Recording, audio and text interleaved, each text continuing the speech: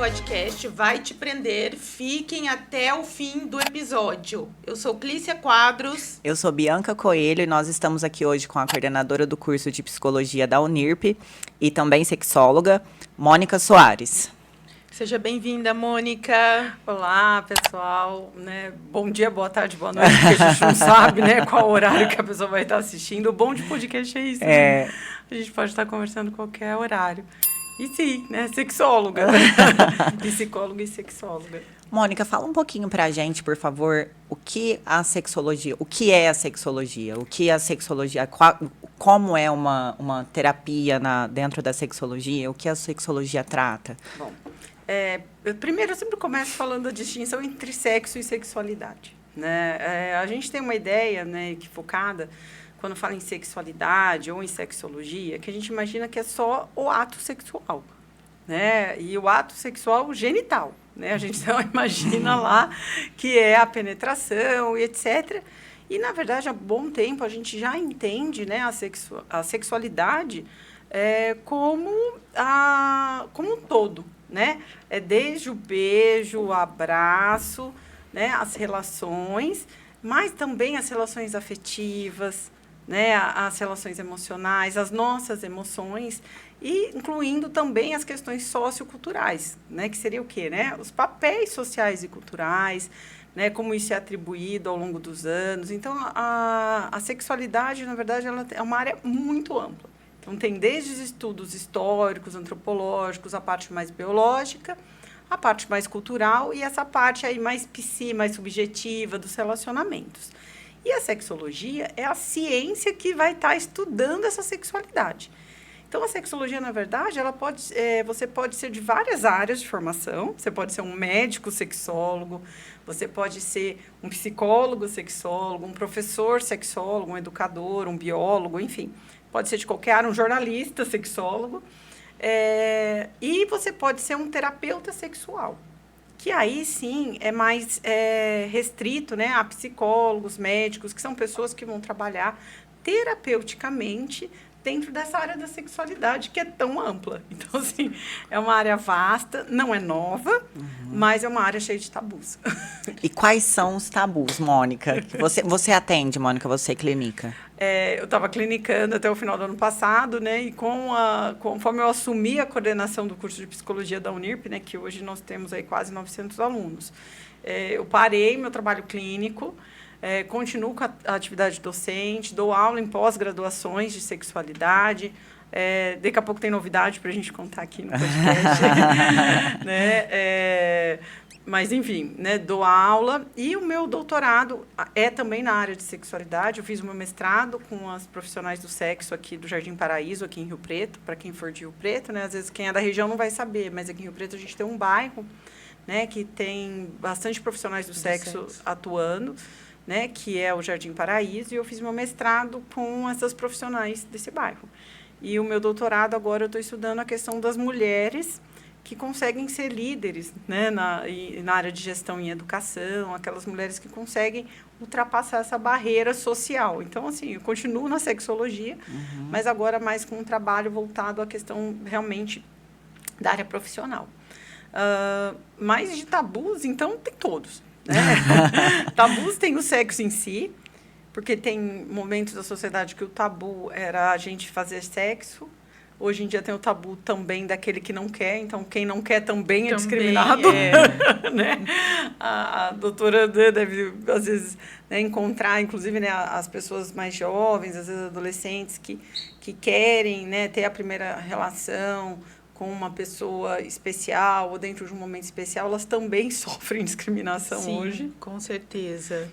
Que elas são tidas como diferentes, como anormais, e tem até receio de contar pra gente no consultório que nunca tiveram relação sexual. Às vezes eu preciso perguntar muito até conseguir tirar isso dela, porque elas não chegam falando de primeiro momento, assim. Mas isso adolescente ou jovem adulto? Ou adolescente ou a jovem adulta que ainda não teve relação sexual. Por exemplo, uma mulher de quase 30 anos, virgem, ela tem vergonha de falar que ela é virgem. Uhum. Então, a gente tem esse tipo de tabu também, né? Sim, até agora, né, a Beatriz do BBB, né, quando ela fala que ela é virgem e não ia usar o absorvente, foi uma polêmica, né, porque ainda tem esses tabus, né, não vou poder usar o absorvente interno. Então a gente vê que por mais que as pessoas achem que todo mundo sabe tudo de sexo, ninguém sabe nada, ninguém né? sabe nada. Exatamente. Então as pessoas acham, né, que né, tá tudo tão fácil, tem tudo à mão, tem tudo na internet, mas as pessoas ainda têm as mesmas dúvidas que tinham quando, né, 20, 30 anos atrás. É isso que eu vejo. Então, por isso que eu falo que é tabu. Né? Quando você vai dar uma palestra em escola, você vê que os adolescentes ainda perguntam se sexo oral engravida. Né? Então, assim, por quê? Nós envelhecemos, mas para eles, o mundo é novo. Então, eles vão ter as mesmas angústias, mesmas dúvidas que os pais tiveram. E por mais que fale que a educação sexual deve ser feita em casa, esse é outro tabu, né? A maioria dos pais, das mães, não se sentem à vontade para conversar com as suas filhas e filhos sobre a sexualidade, sobre o próprio corpo, sobre coisas igual a menstruação, né? A menaca, a primeira menstruação. Muitos pais ainda não se sentem confortáveis. Você acredita que a sexualidade ela está mais disponível para o homem do que para a mulher? Ainda sim. Ainda assim. Mas para pais é pais. Acho que não muda, né? Nenhum conversa. Eu acho que é interessante também a questão de educação sexual nas escolas, que deixa a desejar, né? Que falta. E eu ainda falo para as mulheres que me procuram, hoje eu atendo as filhas das minhas pacientes, então é muito bacana porque às vezes eu tenho essa liberdade, tipo, eu boto ela para fora da sala, eu falo, não, vai, fica lá fora esperando que eu vou conversar com a tua filha. Deixa a gente conversar. Deixa a gente ter esse momento de privacidade, porque eu falo que tem coisa que pai e mãe não precisa saber. E que para ela poder perguntar, para ela ficar à vontade, para ela não ser constrangida, porque o adolescente tem muito medo de ser julgado, né? E às vezes ele só está curioso, né? Não que ele queira fazer, ou que ele tenha feito, o que esteja fazendo, mas ele tem uma necessidade de satisfazer. E se ele não fizer isso, por exemplo, comigo lá no consultório, ele vai pegar de orelhada de um amigo, ele vai no Google e aprende errado. E nem sempre a informação é verdadeira. É a melhor informação, exatamente. E as pessoas têm uma ideia equivocada de que a educação sexual vai incentivar essa criança ou adolescente a ter uma iniciação sexual precoce. E, na verdade, é exatamente o contrário. Né? Os estudos indicam que quando a criança recebe, logicamente, cada idade vai ter aquela que é adequada para aquela idade. Crianças, a gente vai ensinar o quê? Né? Nomear os seus órgãos sexuais, fazer a higienização correta, não deixar ninguém tocar partes íntimas do seu corpo, ou o seu corpo, de qualquer maneira, um toque que ela não deseja. Então, a gente vai ensinar, inclusive, essa pessoa a respeitar o próprio corpo, né? Quando são menorzinhos. Conforme isso vai avançando, né, a gente também vai aprofundando os conteúdos. Então, na verdade, quando a criança entende isso, ela vai conseguir, inclusive, verbalizar e relatar aos adultos quando acontece um toque inadequado.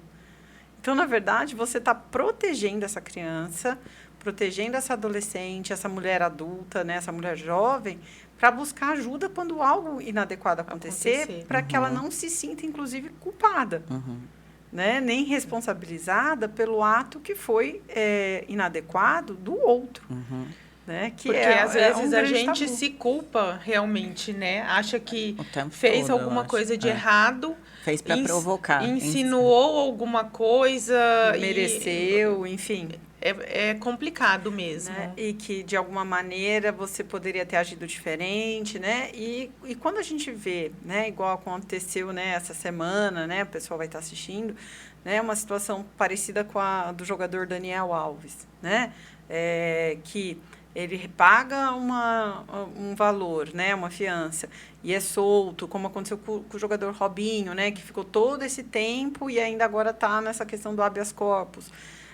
Isso diz para a nossa sociedade, né, que estuprar está certo e que há um preço que pode ser pago por isso.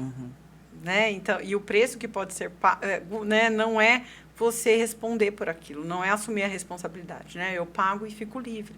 Então, quando você passa essa mensagem para as mulheres, para os homens, né, para as pessoas em geral, para a sociedade como um todo, você está criando toda uma cultura que vai desestimular, né, as outras mulheres a denunciarem. Isso é muito sério. Sim. Né? Então, quando a gente fala de uma educação sexual, não é uma educação só do ato, mas é uma educação da vida, né, da postura que você tem que adotar perante a vida. É cultural, né? Exatamente. Uma cultura de respeito, uma cultura onde você respeita a diversidade, né, onde você não agride aquilo ou aquele que é diferente de você, né?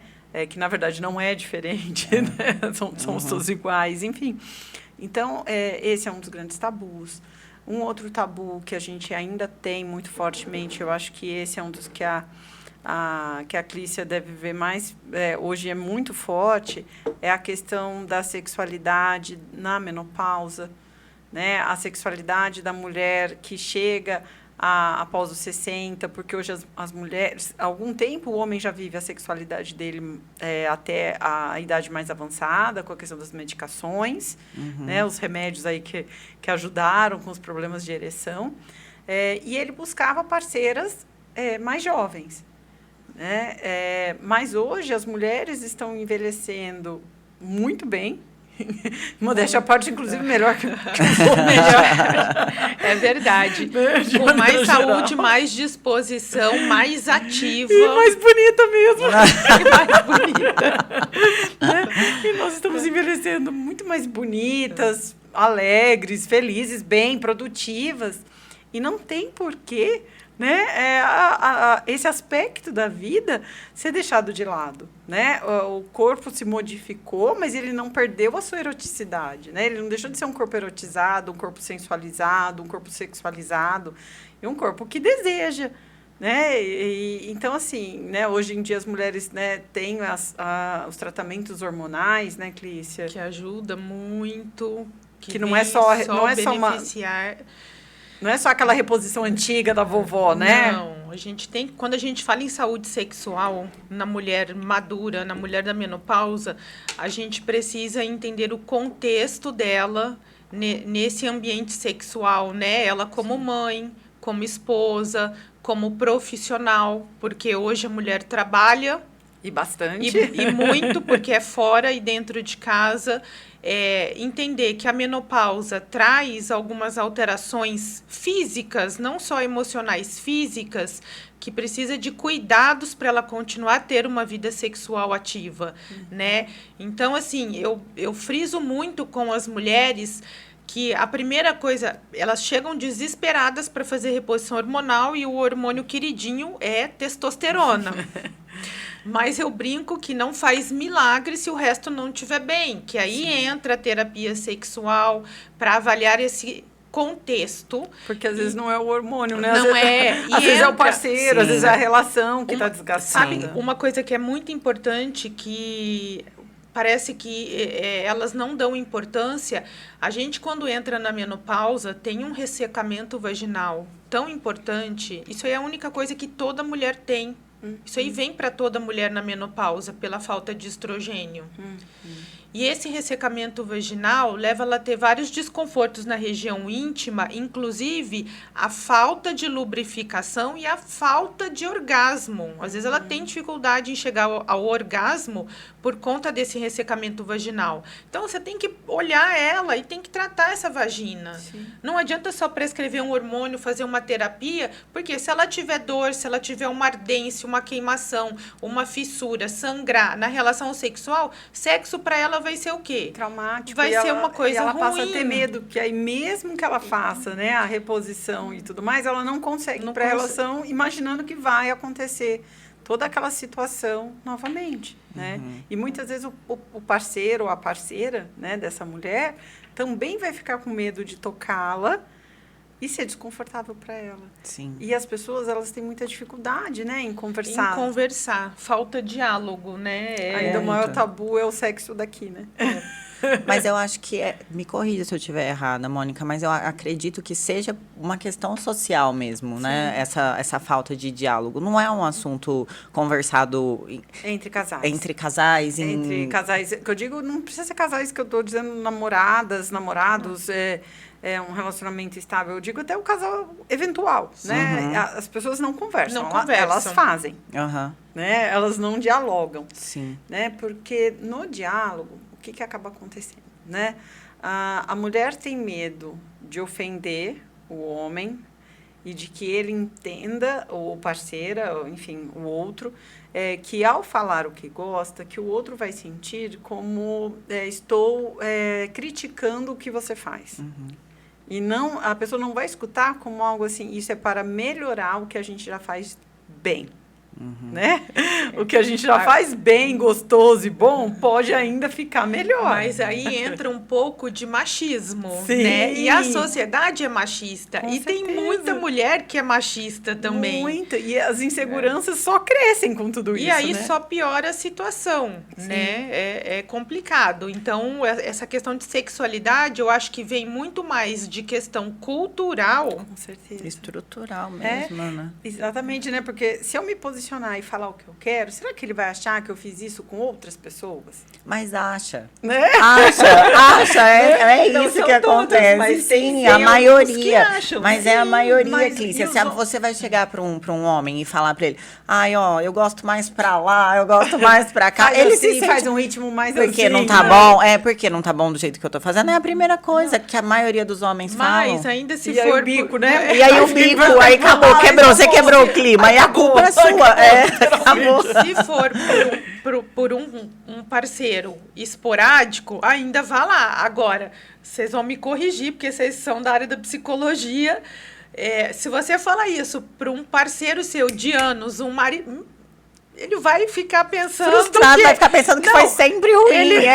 Ou ele vai ficar pensando que você amante. amou alguém verdade. e tá fazendo de outro jeito com outra pessoa. Por que você tá querendo diferente? Sempre foi assim. Então e complicado. nós mulheres também sentimos isso, né? Na hora que o homem fala alguma coisa, né? Talvez vai sentir, mas será que comigo não é bom? Será que ele está fazendo isso com outra? Também, Será que ele isso é verdade. fez isso em outro lugar? Será que ele está procurando garotas de programa? Né? E no meu trabalho, por exemplo, com profissionais do sexo, muitas relatavam, né, que as coisas pedidas a elas eram muito coisas corriqueiras. Básicas. Coisas simples, corriqueiras, que poderiam ser feitas entre o casal e que muitas vezes não era feito porque esse marido também tinha vergonha de pedir isso à esposa, porque a esposa iria achar ruim ou ia ficar brava com ele, ou que ele estaria desrespeitando essa esposa ao pedir para fazer determinadas coisas. Coisas, né, do tipo, né, um sexo oral, um sexo anal, coisas que daria para ser conversado entre o casal. Obviamente que cada um tem as suas preferências, Sim. as suas dificuldades, seus medos, seus tabus, mas são coisas que podem ser conversadas. O uso de toys, por exemplo, de brinquedos. Eu tenho mulher que passa comigo que fala assim, não, meu marido não aceita de jeito nenhum. Porque está substituindo o meu pênis pelo brinquedo. Está preferindo, E daí eu isso. falo assim, mas não é para você usar sozinha, é para você usar a dois para apimentar, já que tá ruim, libido tá baixa, sabe? Porque eu falo assim, o sexo, se ele entra na rotina, ele vai ficando morno e depois frio. E aí, não tem graça. Acaba. E assim, é isso que acontece. E tudo na vida, quanto menos você faz, menos você quer Você fazer. fazer. E quanto Isso. mais você faz, mais você quer fazer. Então, Eu falo todas as áreas. Você tem que usar sua criatividade. Sim. Você tem que fazer coisas diferentes, fazer um programa diferente, a dois, compra uma roupinha, usa um brinquedinho, faz qualquer coisa. Porque se ficar sempre naquela mesmice, não vai ser uma coisa que vai ser prazerosa, né?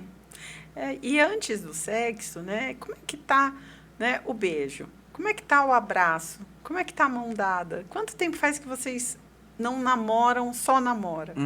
Né? Porque antes de casar, né? Eu gosto muito de perguntar isso quando eu, né, fazia terapia de casal, né? Faz algum tempo que eu assim, atuo como sexóloga, mas parei com os processos de terapia de casal. Né? Mas o namorar, por namorar, sabe? Igual o começo de relacionamento, né? Quanto tempo faz que você não beija na boca? Mas beijar, que eu quero dizer, é beijar, não é beijinho, selinho. Né? Selinho, você, né? Tchau. Né? Isso aí todo mundo faz. Mas e o beijo? Né? Quanto tempo faz que você não beija o seu marido, a sua esposa, a sua namorada, seu namorado? Quanto tempo? Né? Beijar de verdade. Né? Elogiar de verdade, falar uma coisa bonita, uma coisa agradável, uma coisa boa para o outro. Perceber que a pessoa tá ali de verdade, né? Exatamente, porque toda a relação começou aqui. É isso que eu ia falar. A maioria das mulheres é muito sensitiva, então ela precisa que o sexo comece aqui. Exatamente. Então ela precisa desse envolvimento, uma encenação, um teatro, um jogo de sedução, porque senão lá embaixo não vai pegar fogo nunca. Não vai esquentar. É um forno. É um forno. Você forno a lenha. É um forno a lenha. É um forno a lenha, não é um micro-ondas. Né? O micro-ondas você vai lá, aperta o botãozinho. Esse daí é o homem, né? A mulher é um forno a lenha. Ele é mais lento, só que depois que ele esquenta é mais difícil de apagar. Exato, também. tem que esquentar durante o dia inteiro. Não é verdade? Manda uma mensagem. Manda uma mensagem apimentada, perde um pouquinho a vergonha, viu lá um vídeo sozinho e gostou? Sabe? Manda pro outro, fala assim, olha, eu gostei, independente se vocês vão fazer ou não aquilo, né? Mas gostou daquele vídeo, gostou daquela brincadeira, manda pro outro, né? Isso é muito legal. Então, assim, eu acho que um dos grandes tabus, então, é essa questão, né? Que eu acho que o envelhecer é um tabu, mas também tem o outro lado, que as mulheres, quando elas vão ganhando maturidade, né? E sabedoria, vamos dizer assim, elas vão também se tornando mais seguras, por outro lado. Então, o que eu escuto é também, né? Apesar de ser um tabu social, a maioria relata ter relações sexuais melhores do que quando eram jovens. Quando eram jovens. Né? Porque com a juventude, elas tinham causa... medo da gestação. Sim. E a insegurança emocional mesmo, né? É aquela coisa de proibido, escondido, medo de engravidar, tem que ser rapidinho, porque era escondido. Então, realmente, eu acho que a maturidade vai trazendo melhorias na nossa função sexual, mas tem muita mulher que não consegue ver isso, Mônica. Não consegue ver por esse lado, né? Então, assim, ó, algumas que podem só estar assistindo a gente e tá bem nessa fase da vida, né? Pensar nisso, que você pode estar na fase talvez melhor da sua plenitude. Aproveitando, né? Aproveitando. Eu tenho uma experiência, eu não sou sexóloga, mas eu converso muito sobre isso, gosto de conversar muito sobre isso. E eu tenho visto muita mulher nova, mais nova que você até, no consultório com queixa de diminuição de libido, querendo usar testosterona, porque acha que vai melhorar tudo e vai resolver o problema dela. Buscar uma solução mágica, né? Um comprimidinho que vai sumir tudo, né? Eu olho assim para elas, eu falo, gente, mas você não tem idade para isso. Por que tá ruim desse jeito? Você já parou para analisar? E elas têm muita relutância quando a gente fala para fazer terapia sexual. Elas não vão, eu conto nos dedos de uma mão quem vai. Né? Ou que fale com o seu próprio psicólogo, né?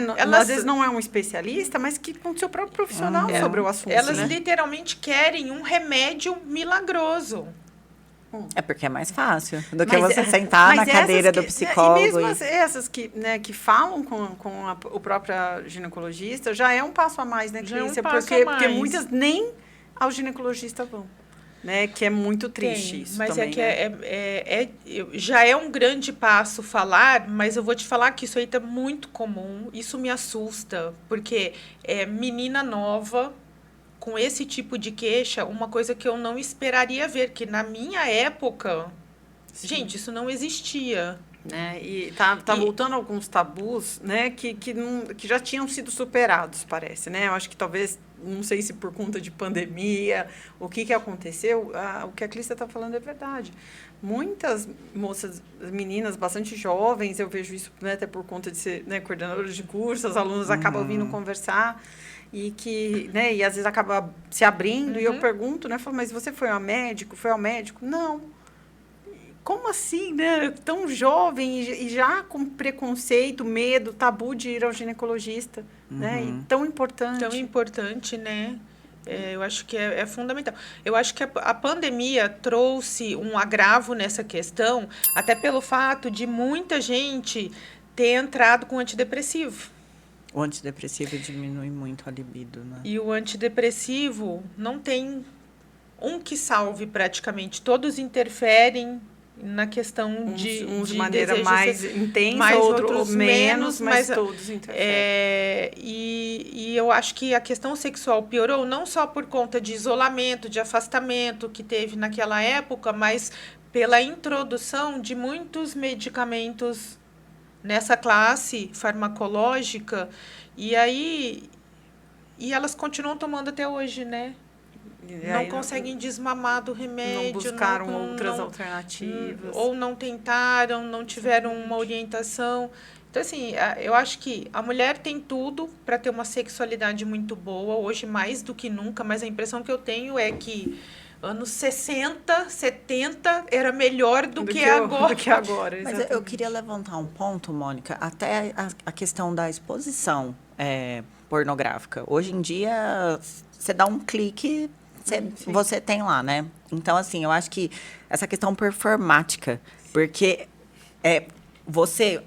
o homem e a mulher, acredito também que a mulher, mas o homem, principalmente, ele insere a vida dele, ele inicia a vida sexual dele, por meio de vídeo e revista pornográfica. A mulher, acredito que um pouco mais tardiamente, mas também. E, gente, os filmes são muito performáticos. Quando eles vão... Não, são muito performáticos. Aí, quando vai realmente ter uma relação sexual com uma pessoa real, eles querem performar. E aí, não dá aquilo lá, é fantasia aquilo, sabe? Então, assim, eu acho que gera uma frustração. O excesso de mídia como um todo, não só da pornografia, né? O excesso de mídia, né? E eu falo isso, né? Todas as mídias, né? Não só as redes sociais, porque a rede social é um fenômeno relativamente novo, né? Mas o excesso dessa... O que é excesso, né? Não é você ir lá, dar uma olhadinha... né, uma sapiadinha, assistir um podcast, que é uma coisa boa, né, ouvir para tua cabeça e tal.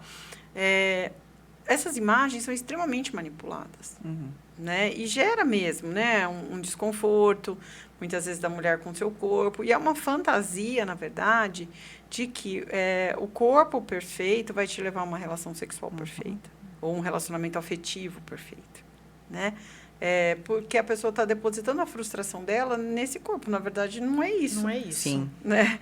Porque senão as pessoas né, não teriam, né, relacionamento. E se a gente olhar em qualquer site pornô, a diversidade de corpos são enormes e o tesão, ele não tem regras. Isso é o mais legal. Sim. Né? Eu acho que isso que eu gostaria de dizer para todas que assistem, né, que estão assistindo. Né? Não existe regras para isso. Né? O corpo magro pode ser atraente para uns, o corpo mais gordinho, obeso, cheio, pode ser mais atraente para outros, o corpo jovem é atraente para outros, o corpo mais maduro pode ser mais atraente para outras pessoas. Né? Então, não existe essa regra. Eu acho que a única coisa é a pessoa se sentir confortável com o seu próprio corpo. Aí sim, né? Aí muito que tá a difícil, questão, né? Você tem que estar bem. E se algo te incomoda muito, buscar, por que não? Ajuda. Que eu acho que também é super válido. Eu acho que, assim, as pessoas têm que, né? Olha, não me sinto... Até, assim, se as pessoas entram na minha rede social, elas vão ver eu com o cabelo de todas as cores que já... Né? Agora eu tô com cabelo curto preto. Mas eu tive cabelo longo, platinado, já fui ruiva. Já tive cabelo castanho. Porque eu gosto. Camaleoa. Eu gosto de mudar meu cabelo, eu gosto de mudar o meu visual. Isso me faz bem. Tipo assim, teu marido tem uma mulher a cada temporada. Ele tem uma esposa diferente. Já que ele tá acostumando com o meu mudo. E, tadinho, ele sofre um pouco com isso comigo. Porque, assim, na hora que eu começo... Né, na hora que ele acostuma... Eu mudo de novo. Mas, por quê? Porque é algo que me dá prazer. Eu gosto de me ver diferente. Eu gosto de me ver com cabelo diferente, com cor de cabelo diferente. Me faz bem. Então, eu acho que, assim, a mulher não se sente bem... né, com o seu corpo, alguma parte do seu corpo, não se sente bem com a sua genitália. Né? Por que Vai não? atrás, Vai vai. atrás, busca a sua médica, conversa, olha, essa parte do meu corpo eu não estou satisfeita, isso está me atrapalhando. Né? Porque, às vezes, emocionalmente, você está bem também. Também a gente precisa parar com isso de que desconforto com o corpo é só porque você não está bem emocionalmente. Não, só não. Tudo isso. Né? Porque, às vezes, você pode estar super bem emocionalmente, você está super satisfeita com você como pessoa, mas aquilo lá não te deixa feliz. Porque E ponto. eu acho que a principal razão de você buscar uma cirurgia plástica é você não estar bem consigo, principalmente se a cabeça está sofrendo. Sim, mas às vezes Né? eu falo Se assim, isso te causa um sofrimento. É, porque às vezes nos outros aspectos você tá bem mesmo, né? Você tá feliz. É aquilo que tá te incomodando, é aquele ponto específico. E aí você pode ir lá e né, fazer um procedimento para melhorar aquela questão específica, né? Às vezes a gente fica com uma ideia de que, não pode. Não, se você buscar ajuda, que você não tá... Não, você não está certa. Não, está certa sim. Vai buscar ajuda, vai melhorar, vai mudar seu corpo, né? Vai fazer academia, feliz, vai ficar feliz com aquilo que te faz bem também. E eu acho que tem uma observação muito importante. Nunca aceite o não como resposta. Isso é normal, você tem que ficar desse jeito, porque hoje não é mais uma verdade. Hoje a gente consegue moldar e tentar corrigir alterações de várias maneiras, né? Que traz um desconforto. Não pensando num padrão estético de beleza, mas pensando num conforto para essa pessoa. Então, isso daí é pouca coisa, é pequeno. Eu vejo muito isso na área íntima. Não, mas é desse jeito, fica assim. Não, isso aí está incomodando ela. Eu me sinto desconfortável, isso vai impedir, inclusive, de eu ter uma relação, né? Eu já atendi pessoas, por exemplo, que não... tinha relacionamentos longos que não conseguiam ter relação sexual se não estivesse no escuro total, porque e não permitia que o parceiro fizesse sexo oral, porque ali tinha um formato de um jeito que a pessoa não se sentia confortável. Será que é justo a pessoa entrar, né, ter uma vida de sofrimento? Né? Sendo que tem todo um sofrimento. Né? Com tantas outras coisas boas na vida, uma pessoa que é feliz, que é só aquilo, é pontual. Não é muito mais fácil ir lá corrigir e se livrar desse problema? Né? Então, acho que tem coisas assim que é tão mais práticas, né? E a gente está sofrendo, às vezes, por coisas que realmente você tem que levar, né, para o teu ginecologista, levar para o teu psicólogo, e conversar, e perguntar, e ir atrás, e se libertar disso. Né? E aí a gente acaba entrando no tabu, que eu acho que é um dos, né, já que a gente está falando dos tabus e aprofundando em cada um deles, que é a questão, né, da mulher, né, da mulher que é lésbica, da mulher bissexual, ou do homem trans, né, da população LGBTQIAP+, que acaba muitas vezes sendo uma população que não recebe os cuidados médicos necessários, justamente porque pelo tabu de buscar ajuda e ser olhada de uma maneira que não se sente bem. Né? De não ser julgado, né? Exatamente, porque na hora que essa mulher chega na consulta com o ginecologista e ela fala, olha, eu sou lésbica, automaticamente... ela, né, se o profissional tiver muito preconceito, o profissional ele não consegue compreender, né? E aí ele sempre tem na mente essa relação com penetração, né? Essa relação com penetração do pênis, da relação com a relação heterossexual, né? E aí ele não consegue compreender e acolher essa mulher que tem a sua vida sexual, que envelhece como toda mulher, né? Ou o homem trans, que ainda sofre mais, tem mais dificuldade ainda, por quê? Porque muitas vezes ele vai estar com o aparelho reprodutivo dele funcionando, né? Caso ele não esteja fazendo as hormonoterapias, né? Ele vai estar menstruando, ele tem útero, ele tem ovário, e ele vai precisar de cuidados. Né? Que é o ginecologista que fornece, né? Não tem outra especialidade para cuidar desse homem. Dele, né? Então, são grupos também, né, que sofrem, né, a questão do tabu da sexualidade, né, que também precisam de cuidados médicos, cuidados psicológicos, né, Hoje, a bissexualidade, né, o pessoal também sofre muito preconceito, porque ainda tem esse estigma de que a pessoa ela não pode ser bi. Né? Que, na relacionada verdade, à promiscuidade, muitas vezes. Ela tem né? que escolher ter uma escolha sexual. Ou ela, né, assim, ou, se ela não escolheu, né, na cabeça das pessoas, né, porque ninguém escolhe, né, mas assim, se ela não fez uma escolha por alguma, é porque tem algo errado, né? E a gente vê que nas populações mais jovens, né, as adolescentes, os adolescentes, eles estão vivendo a sexualidade deles de uma maneira mais espontânea, né? E eles têm questionado muito, né, essas questões dos papéis, dos estereótipos e da questão das relações como um todo. Então, para os pais, também é muito difícil lidar. Né? Então, assim, às vezes eu entendo que é doloroso para as filhas, para os filhos, né? Muitas vezes, eu não sou acolhido pelos meus pais, não sou acolhido pela minha mãe, não sou acolhido pelo meu pai, pelos meus responsáveis, pelos meus cuidadores. Mas aí, né, eu falo assim, vocês também têm que ter paciência com seus pais, porque muitas vezes vai ser com você que eles vão aprender. Porque tem os dois lados, né? Todos pegamos essa fase de transição, então eles ficam um pouco carentes e perdidos, mas a gente como pais, agora estou falando como mãe, também não sabe lidar direito com essa situação nova. E eu vou te falar agora na esfera profissional, porque a gente também não está habituado a lidar com esse tipo de situação. Ninguém preparou ninguém, né? Ninguém que foi preparado na faculdade. Não é? Você tem que ter um jogo de cintura para você não perder aquela adolescente que está ali, né? Está pedindo ajuda. Que precisa, né? Você tem que ter muito cuidado com o que você fala, até uma expressão que você faz, porque senão ela foge, ela vai embora e não volta mais. Então eu falo para as pessoas mais jovens, assim, tenha paciência, não faça com o outro aquilo que você está criticando exatamente do que é feito com você.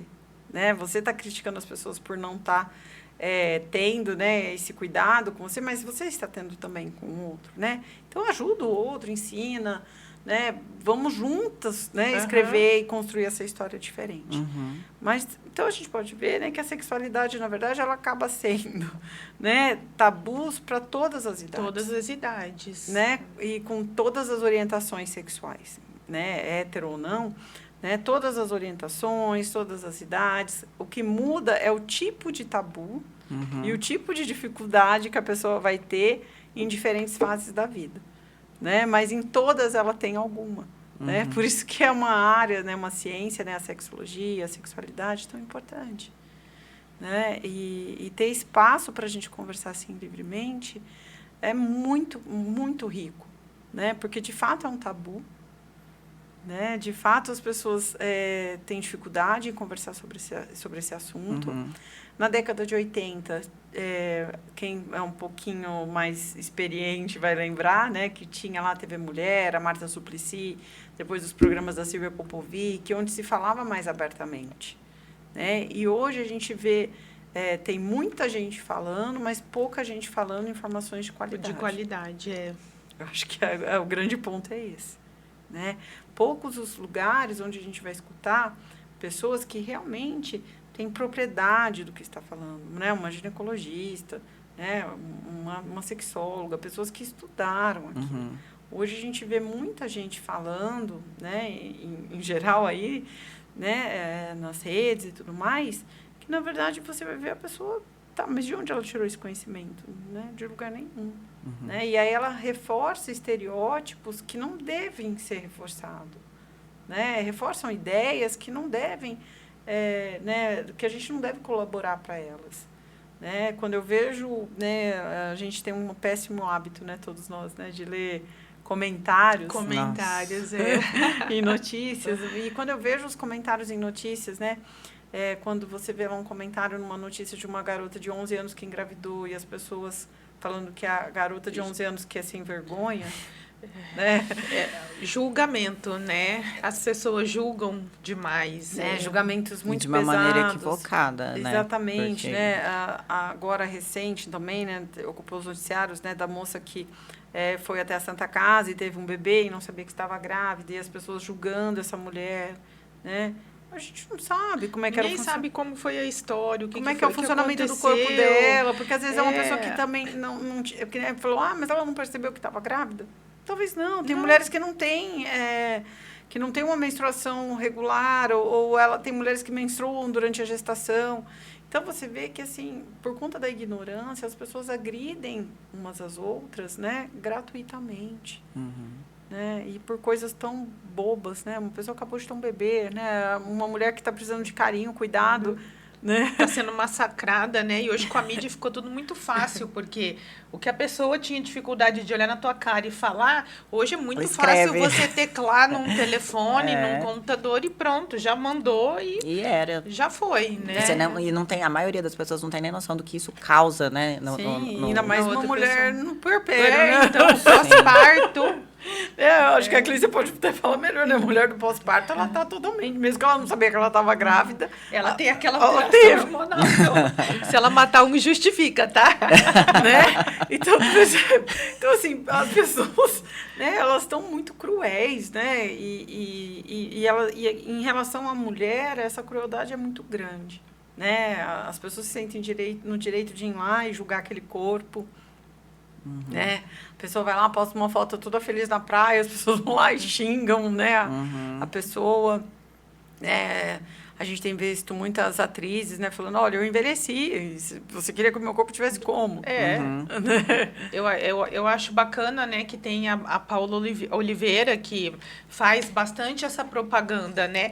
E eu acho que isso é bom para desmistificar, porque não existe mulher perfeita, mesmo que ela seja atriz, que ela trabalhe com imagem, uma hora ela envelhece, ela também tem uma celulite, tem uma estria, e tá tudo bem, porque isso daí faz parte, né? É do corpo da mulher, Vem com o conjunto. Sorte do homem que não tem nada disso, mas paciência, mas né? tem outras coisas. Tem outras que coisas também não são, às vezes, tão agradáveis e a gente não fica comentando, né? E eu acho que o grande problema de mídia é a gente vê tanta mulher montada, porque é montada, né? Às vezes você vai ver, a mulher não é daquele jeito, a hora que ela levanta no dia a dia dela.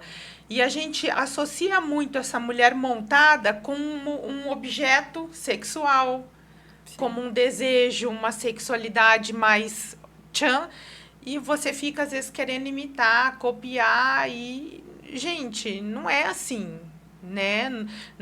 A sexualidade não tem nada a ver com padrão de beleza, são coisas totalmente diferentes. Eu acho que isso é muito importante ser desmistificado, porque não tem, que é o que você estava falando agora há pouco, em relação a... Tem gente que sente atração por corpos curvilíneos, tem gente que sente atração por corpos mais magros, e é isso. E às vezes, mesmo que você, né, sinta atração por um determinado tipo de corpo, né? Quem diz que você não vai se sentir atraído por um corpo diferente porque a pessoa é interessante, né? Exato. Eu acho que, né? Porque existe algo que a não mais. É só um objeto, não é só um corpo. Exato. Eu né? costumo falar, Mônica, que eu me apaixono por cérebros. Eu não tenho um padrão, sabe? Nunca tive um padrão. A pessoa tá ali, conversar com você, a pessoa é inteligente. Gente, como que você não vai se apaixonar pela pessoa? Não tem interessante, jeito. enfim, né? Eu acho que tem outras coisas, né? Sim. E é uma coisa ainda que também a gente continua se preocupando, já melhorou bastante, a taxa em Rio Preto não é das mais altas, mas é a iniciação sexual precoce e a gravidez na adolescência. Né? Isso é ainda também um problema. Ainda é um pouco alto. Não deveria ser, porque a gente sabe que isso traz repercussões, né? Principalmente quando a mulher é muito jovem, né? Que aí, de fato, né, tem risco, né, do aborto espontâneo e de outros problemas. Né? Ela tem maior chance, eu acho que, da questão até da pré-eclâmpsia. De pré-eclâmpsia, e tudo mais, e os danos emocionais e sociais disso. Porque, geralmente, a garota que engravida muito cedo, a menina que engravida muito cedo, ela acaba evadindo da escola, ela costuma ter uma escolaridade menor, né? Porque o garoto, a vida dele geralmente segue normalmente, né? E a vida dela, não. Da menina que muda.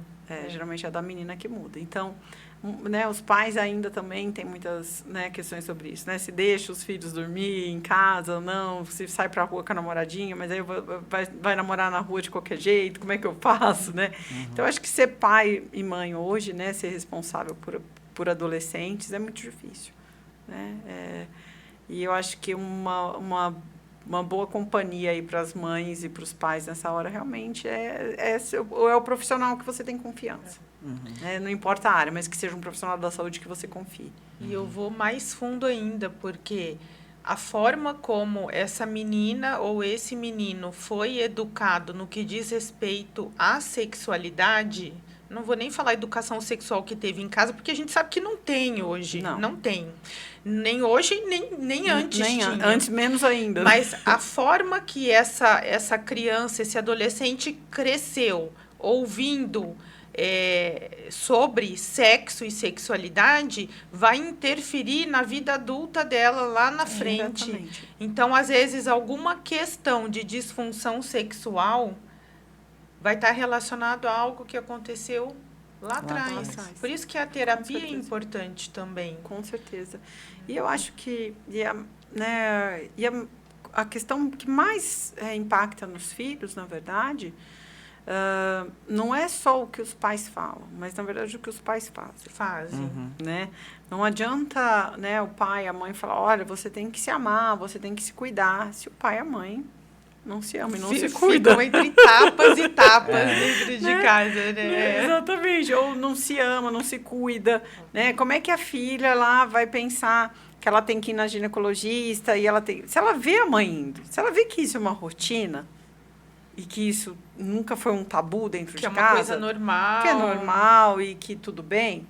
Né? Nisso eu até vou agradecer minha mãe, né? Minha mãe sempre... Por que né, às vezes as pessoas falam, por que você foi para essa área? Porque para minha mãe nunca foi tabu, né? Minha mãe deixava lá a TV, como eu falei, a Silvia Popovic lá, o pessoal discutindo, eu via e eu achava interessante. Então, assim, eu sempre vi ela se cuidando, sempre vi ela marcando as consultas médicas dela, a rotina médica dela, os cuidados dela. E a relação que ela tinha com a ginecologista dela, inclusive foi a minha primeira ginecologista, depois eu acabei mudando, mas enfim, isso talvez tenha sido mais importante do que qualquer coisa que ela tenha me falado. Acho que mais importante do que qualquer coisa que ela tenha me dito foi o que eu vi, um exemplo. Foi o que eu vi ela fazendo a vida toda, né? De ter esses cuidados, né? De deixar... Né, no supermercado, eu escolhi o meu absorvente da minha preferência, que não era o mesmo que o dela. Porque para ela o que era confortável era outro. Essa autonomia eu acho que é muito importante, né? Para a gente amadurecer também e ter responsabilidade, né? Porque eu acho que isso influencia muito na nossa vida sexual. Porque a mulher, ela sempre foi muito criada, né? Desde pequena, com essa mentalidade de que sexo é ruim, é pecado, que ela não pode se tocar, mas nós vamos entrar nesse ponto de autoconhecimento. Sim, o autoerotismo. Ou masturbação, para quem tem medo de falar essa palavra. Sim, né? Para quem não consegue falar masturbação, autoerotismo fica muito elegante. E eu acho assim, o menino sempre foi muito másculo, muito bonito, mexendo no pipi, que não sei o quê. E se ele tá se masturbando, a família já dá risada e tá tudo bem. Ele tá lá. Menina, vai a menina colocar a mão na pepeca. Ela leva um tapa na mão, né? Sim. Não é nem, vamos tirar a mãozinha. Não, é pá. Bate. Enfim, começa daí essa questão de sexualidade, né? E a própria menstruação, como eu falei, né? É um tabu. A menina menstrua, a família cria toda uma tensão. Uma tensão, eu vejo muito essa questão assim também no consultório, que às vezes a menina, ou até mulher já, ela não se toca. Ela nunca se olhou. Eu falo... Ela nunca colocou um espelho não, para se ver. E assim, eu falo assim, mostra para mim o que tá te incomodando, aponta, coloca a mão. Ela não consegue. põe. Não consegue. Como que você imagina que é a vida sexual dessa mulher? Se ela não consegue nem mesmo Nem descrever o seu próprio órgão sexual, né? Sua genitália, sua Então, vulva, ela não sabe. O autoconhecimento eu acho que é muito importante, né? certeza. A gente se conhecer, porque eu falo assim, a gente só consegue ter prazer e o outro dar prazer a partir do momento que a gente sabe o que nos dá prazer. Com né? certeza. A gente tem que mostrar o caminho, né? Literalmente. Exatamente, né? Você tem que saber o que te agrada, o que você gosta, o que você não gosta. Porque o outro não é obrigado a saber o que você gosta. Se você nunca falou, como que ele vai saber? Muitas vezes a mulher nem sabe, né? O que ela gosta, porque ela não experimentou. Ela não também, experimentou. Né? Então ela também não vai saber falar, porque ela também não experimentou, né? Então fica tão difícil. Então, eu acho que, como eu falei, eu acho que o mais importante, né, às vezes as mulheres que estão me ouvindo são mães, às vezes a mãe, mas minha filha ainda é pequenininha. Mas mesmo muito pequenininhas, a gente observa nossas mães. Né? Como a nossa mãe se relaciona com o próprio corpo. Lá no inconsciente fica, né? Com certeza. Por exemplo, quando vai a mãe com a filha, a mãe não gosta do ginecologista. Ela já vai para a cama ser examinada, reclamando, resmungando. Eu só fico pensando, a menina tá lá do lado ouvindo essa mãe reclamar, falando que o exame é ruim, que o exame dói. Como que essa menina vai crescer? Ela não vai querer ir no ginecologista nunca. Tratando isso com naturalidade, né? Exatamente. Então, é complicado isso também.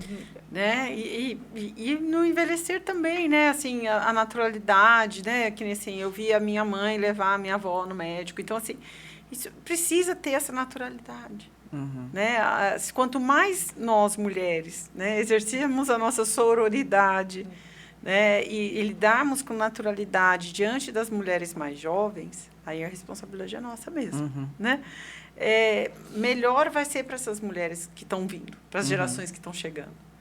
Né? Não adianta a gente falar uma coisa, mas na nossa atitude a gente pratica outra, faz outra. Sim. Né?